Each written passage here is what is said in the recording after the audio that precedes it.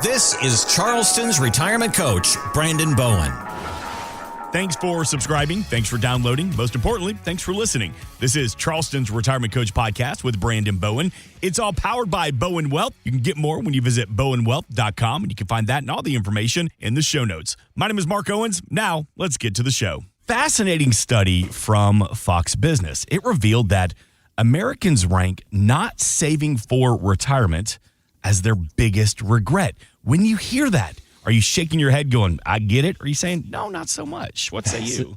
So not saving for retirement, huh? Yeah, biggest regret.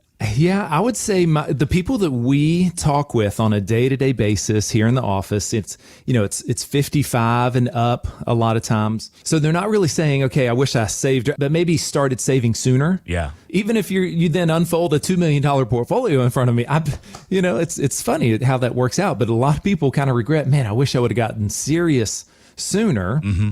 And you start comparing, of course, to your friends or whoever you might know. But I encourage you, hey, what you have saved, it's everything to you. It is your hard work. So do not worry about other people. Let's put a plan together specific for you and your goals and what you have saved so you can achieve that perfect retirement in your mind. You said something there. You said people sometimes compare what I've saved to how my friends, my neighbors are doing. That's not fair. We should never compare what we've done compared to somebody else, because you say it all the time. Everybody's plan is different. Yeah. I mean, I've heard the saying, comparison is the thief of joy. Yes, sir. Have you heard that? Yeah. Yes, sir. So in every area in life, you start thinking, well, I'm not blank. I don't have that. Stop that. I firmly believe God has blessed each one of us here. We have so many gifts and abilities and, loving spouse potentially or kids or grandkids or whatever. You've got a great situation there, and I want to help you thrive. Brandon, if you were to ask me, do I have any regrets? And I will say I have one. I'm in my late 40s. Okay. I regret not appreciating having a full head of hair because that is long gone. Never going to see it again. Hey, I also heard God put hair on the heads that were not perfect, and the bald ones are perfect head. Mine is a mess underneath my hair. So you probably have a much better looking head than I do. So yeah. Imagine a box and stick your thumb out of it. Mm-hmm. That's what I look like. Okay. I see all the hats you have in the back of your trunk. Yes, sir. I'm a hat You've guy. got like 30, a repertoire. Yes. You can just walk in, bam, pop one. It doesn't matter. Your golf hats, your football hats, your baseball hats. I'm always prepared. Always. So you don't want a sunburn. No, thank you. Thank you. Bowenwealth.com to meet the team and see all the services they have to offer. So let's continue talking about building income, also the fears in retirement. There was a Morningstar study that said that those who retire at the age of 65 have a 45% chance of running out of money. However, by waiting until the age of 70, that chance goes down to 28%. So working longer can help you save more and could increase your Social Security check. But Brandon, what if someone wants to retire early or maybe they're pushed out of work? How do you help those worries about running out of money in retirement? It is with a plan, Mark. That is the short and simple answer there. It's with a plan. But that stat you just said, Morningstar said a 45% chance of running out of money. Is that what I heard? That's it. Yeah, for the adults who retire at the age of 65. Can you a 50-50 chance of being broke? That is, I want everyone to hear that, like a 50-50 chance. No wonder people go like, you know what? I'm not going to take this exit right here. I'm not going to retire right now because I might run out of money. That is a fear. That is the number one fear that we see every week, day in and day out when people come in. It's running out of money. Number two, a market crash. So it's kind of like a simple thought of like, okay, would you build $1 million house without a blueprint, Mark? No. What about a $2 million house without a blueprint? I wouldn't build a $200,000 house without a blueprint. I know. But I see people trying to, dip their toe in or even actually start retirement without a living, breathing plan that they can go back to and refer back to as life happens and as the market happens and things like that. That's crazy, right? So yes, your stat there, the longer people work, you work till 70, sure. I mean, if you keep working, it just gets easier and easier and easier because yes, you're, another year of earned income, maybe another year of Social Security contributions, of not drawing down your portfolio. So it just gets easier the longer you work. So what we do when you come in and sit down with me and we have our first appointment, it's a casual conversation. I start to get to know you and a feel for what you're hoping to happen. Okay. And what I like to do, I say, hey, you know what? Let me build a plan for this first moment where you're considering it. Because if I can make it work then all the latter points that you're contemplating, the answer is yes. Yeah. So let me try 62. Or let me try 65. You're 64 right now. You're thinking maybe next year. I don't know if we can do it, honey. It's going to be tough. And so let me try that one, right? Let me try the very first point that you're thinking. I would say 80% of people that come into the office, they have viewed work as a means to an end, right? It's what we had to do. We had to do that to grow our pile of money. And now we don't want to stay there any minute longer than we have to, because we want to start enjoying life. Right. We can all think of people who, worked their whole life and passed away without enjoying the fruits of their labor. Oh my gosh. Not even, maybe it's like the year before, or maybe that very first year of retirement. Okay. Yeah. That's heartbreaking. So what I want to do is I want to show you, hey, when it makes sense, let's do it. Let's hit that eject button or take the next exit. That's fascinating that you said that a couple seconds ago. You said a 50% chance of running out of money in retirement if you retire at a certain age without the right plan. It would be like walking up to the gate about to get on an airplane and they say, all right, before we board, just want to let you know, there's a 50% chance that we're going to get there safely. You would turn around. You would rip your boarding ticket up, and you get back in your car, and you go, I'll drive. We can drive to wherever I need to go. It's not worth it. It's not worth it. A 50-50 chance of making it. Right. Because, think of running out of money. What that looks like is you're moving in with your kids, or you are living on Social Security. I mean, there's some people that have to do that, right? But that is not what I envision.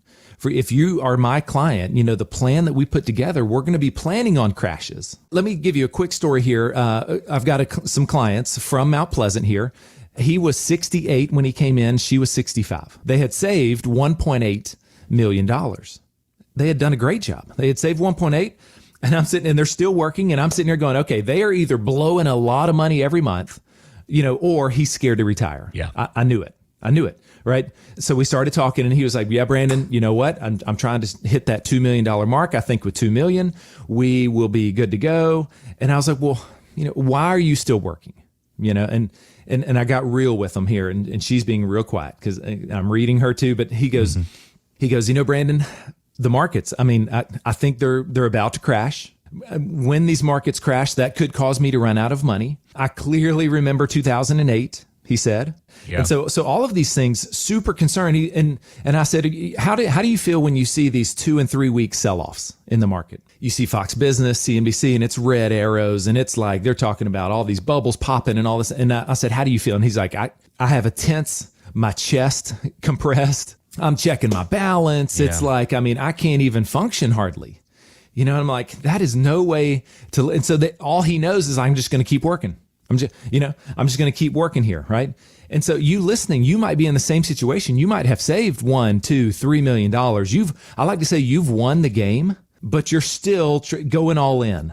Okay, you're still playing your whole hand. You're still pushing all your chips in, risking it, chancing it here to try to keep. You still have that growth mindset with your portfolio.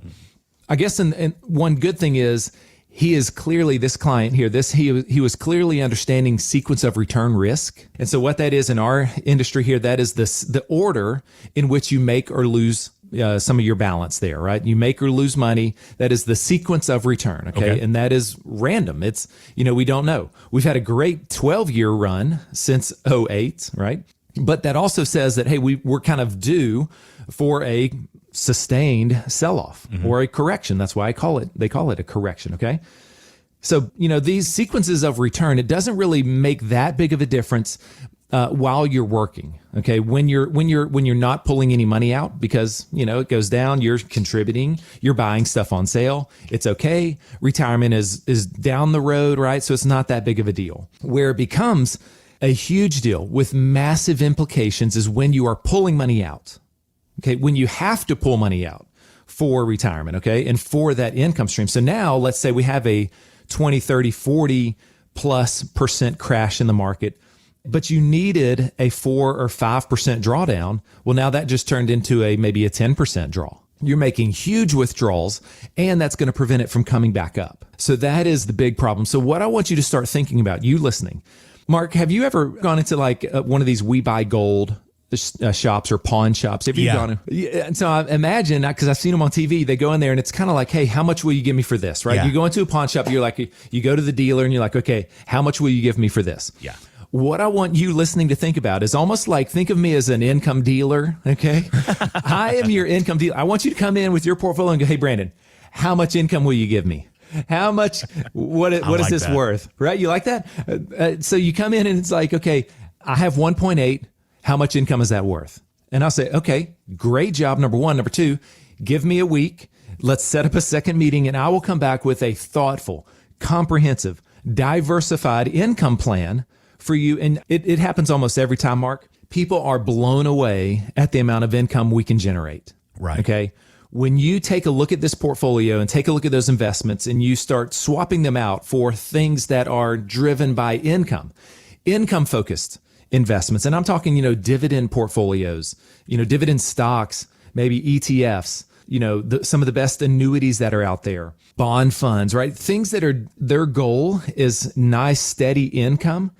It blows people away, right? After we put that plan together for them, they had around about a $200,000 income stream from that portfolio. And he was like, oh my gosh. And he had no clue. No clue he had that opportunity. Right. He was like, that's like a raise from what I'm getting at work here. Like I'm sitting here holding on to work, thinking we can't afford it. But now my portfolio is my employer. We can actually retire now. He's closing in on 70. And it's like, oh my gosh. You just found time for him. Found time. I mean, I was just going to say, they started looking at vacations and what can we do? Can we take the kids and the grandkids? What can we do now? It's like I'm still employed. My bank thinks I'm still employed because this steady income's coming in, but they now have all this time on their hands. And I love how you said that. Bring me your portfolio and say, what will you give me for this? What can you make? What can we do with this? That's when Brandon really goes to work. Brandon, how often does that happen? Someone gives you that portfolio and says, where am I? How am I doing? How often do you find out that they're doing so much better than they realized? Yeah, almost every time. Yeah. Almost every time. And so, like I said, it is a bit of a surprise. They're like, I didn't know that it could generate, something like that. They had been thinking about maybe just a 4% drawdown rule, something they've always heard, or just they're like just sipping on or picking at this portfolio, scared to touch it because we might need it later, right? So it's always, I love it when I surprise them with that number. And it's like they just lean back in their chair, they look at each other, just starting to smile. But like they're probably thinking to themselves, why did we not make this phone call 2 years ago, 3 years ago? Yep. Okay, you just mentioned something there. Again, that number, 843-890-2400. Give the team a call. Or if you can't talk right now, of course, feel free to text at any time. 843-890-2400. You mentioned the 4% rule. And those who are getting serious about retirement, those into retirement, it's a phrase, it's a term that we hear a lot. So define that for me exactly. What is the 4% rule? So the 4% rule was written back in the 90s, okay? And the guy who wrote it says that if you had a 60-40 portfolio, that you should be able to pull out 4% per year and not run out of money, okay? That's a simple explanation of it. And so they would run it against different scenarios of sequences of return, and they said 4% was enough, was not too much. That was a good drawdown. That's what they thought back in the 90s. And remember, that was the Clinton years, this massive run up in the market. Stocks and bonds were great during the 90s. And so they said 4% back then. So this has been around for a minute. Some people love the 4% rule. Some people don't like it. I do want you to hear this clip. This is from economist Michael Finke. He tells The Street that for most adults, the rule is too conservative for human nature. I think people should decide if they want to live better in their late 60s and 70s. When you do have the physical capabilities and the cognitive capabilities to enjoy your life more. I mean, there's not a whole lot of 95-year-olds that are going on world vacations. And the fact is that you can't enjoy it as much in your 90s as you could in your 60s or 70s. So I think you should have the power to be able to choose the slope of your spending. And in reality, it does appear that people do spend less as they get older. Okay, Brandon, what's your take? Do you agree with what Michael Finke says there? What's your approach to the 4% rule? Completely agree with what he said there. I would say the 4% rule, that I would put that with the do-it-yourselfers that don't know any better. Honestly, they come in and maybe they're engineers. If you're an engineer, but you got your spreadsheet, you got your stuff, and Brandon, I'm going to just pull out 4% and I'm going to be fine, right? And I'm fine with that, but I'm like, I just know it can be so much better. Okay. He also, Finke also said something about like not traveling when you're 90. can I just speak for a minute? Like, so I did back in the summer here, I took my family, we did a 7-day Mediterranean cruise. Nice. Okay. Went over there, actually 3 days early into Rome. And I took my girls, they're now 17 and 15. It's unbelievable. But 17 and 15, we went there. I wanted to acclimate to the time zone and stuff. And so we're, for the first 2 days, you're pushing through, right? Because, you're tired. You didn't sleep good on the plane. Mm-hmm. You get over there. We're doing St. Peter's Basilica. We did the stairs all the way up to the top. Then the next day we're doing the Colosseum, right? Going up the stairs in the Colosseum, just looking down, and when the Romans would have all the fights and stuff in there. My girls they were so into it. They appreciated, just the stories there of what our guide was telling us was great. And then we get on the cruise, right? The first day was Rome. Second day was down to Amalfi, Naples. We got off there, went over to Capri. I just can't imagine a 90-year-old trying to climb those hills in Capri, right? Yeah. I mean, the stairs at Amalfi, it's like you're going, excuse me. I mean, they're tight quarters. It's two ways. People are coming down. You're going up. And all these stairs, I mean, like, it's just gorgeous walking around there, and just the food, being able to travel. And what I'm saying is, like, that is what I envision the first 10 years of your retirement. Don't they call that the go-go years? Yes. Yeah. Yeah. The go-go years. And then the slow go is the next 10. And then the no-go. No-go. We're just sitting on the front porch. The get off my lawn. The get off my lawn years. Yes. Yeah, there you go. So that's the go-go years, right? Yeah, it's these first 10 years. So if you're thinking of 4% drawdown, it's like you're having to eat with this little baby spoon out of your portfolio. You're just taking a little bit. And so I've seen it with my own clients, and we position their plan for this to have these first 10 years of, hey, we have the pedal down. The cruise is locked in on, 100 miles an hour. I mean, you're feeling great, looking great. You're physically able to do these things. So we want the plan to be factoring that in. And then as you start closing in on 70, now we hit 70, and we're maybe just doing one trip a year. Mm-hmm. Maybe the kids are now coming to you, or we're doing something a little, right? So the expenses start tapering a little bit. You might then have something paid off. Sure. By that point, the house or all your debt or something like that, right? So the budget is going to also be factored in here. Our expenses and, debts and becoming debt free, things like that. So I think I know that you deserve much better than a 4% rule. So let me tell you a quick story here about a living, breathing plan that we put together for some clients from James Island. They came over 3 years ago, came into the office, been listening to the show. We've been doing this show for almost 8 years now. They've been listening for a while. They came in and they had saved $1.6 million, but they wanted about $120,000 from that portfolio. Okay. That's like a 7% rule. Okay. Right. They were like, Brandon, you ever heard of the 7% rule? Because that's what we want. And I was like, where'd you hear that one? And I was like, well, I mean, maybe let's take a look. Let's see what you got here. And right. So we went to work. And so first thing we did was we maximized their Social Security benefits. They did not know about a spousal benefit. Okay. He had a nice one, and she did not work outside of the house very much. So they were like, she's only getting like $300. And I was like, oh shoot, I'm about to blow them away here, because they did not know that she was entitled to half of his. Okay. Once she reached her full retirement age. So they were loving that. It was an extra $1,200 a month there for Social Security. So the Social Security benefit totaled about $60,000 between the two of them. Okay. So we had that. Then with that $1.6 million portfolio, we were able to diversify those strategies and those positions there to achieve right at a 7% drawdown. So we got it. Yes, we were able to get it. We were defensive there. It was ready, defensive positions, I would say, ready for crashes, Now, some stuff did have some protections in place.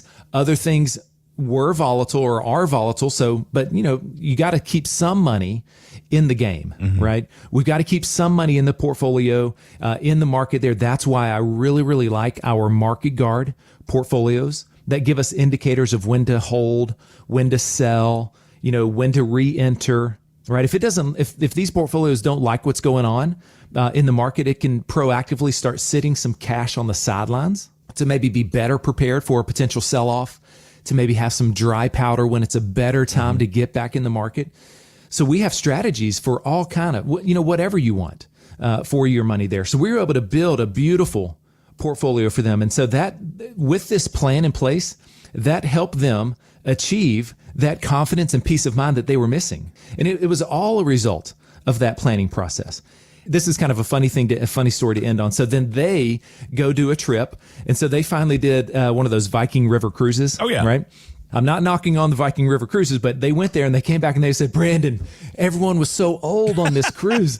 They were old. There was no entertainment at nighttime. Everybody went to bed. Shut it down at 8:00. Yes. Dinners at 4:30. Yes. And when we got to an excursion, everybody got on a van and they just drove people around. Nobody was walking around. They're young, right? They are ready to do these things. And I told them about my Mediterranean cruise. And so they're looking at that one for the next one. But anyway, so yes, these first 10 years of retirement, let's go. I want to give you that ticket to do those things that you've been putting off and take the family, kids and grandkids, and then you've got to come back and tell me your story. 843-890-2400. We're always available at bowenwealth.com. Thanks for listening to Charleston's Retirement Coach Podcast with Brandon Bowen. To learn more, visit bowenwealth.com and join Brandon for his radio show, Charleston's Retirement Coach, Saturdays at 11 a.m. on 94.3 WSC.